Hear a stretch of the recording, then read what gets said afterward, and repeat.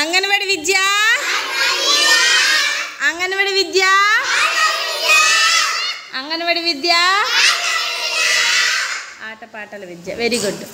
హేము చూపి, నీకేంటి ఇచ్చాను? తిరగే,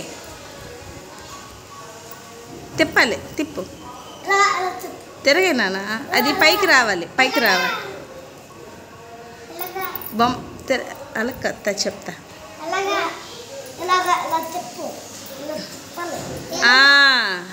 వెరీ గుడ్. ఇలా పట్టుకో.